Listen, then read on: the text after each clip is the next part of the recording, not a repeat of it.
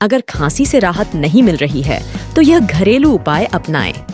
गुनगुने पानी में शहद और तुलसी की पत्तियां मिलाकर पीने से खांसी में राहत मिलती है। इसके अलावा गर्म पानी में नमक मिलाकर गरारे करने से भी खांसी कम हो सकती है। अदरक का रस शहद के साथ मिलाकर पीने से भी खांसी से राहत मिलती है।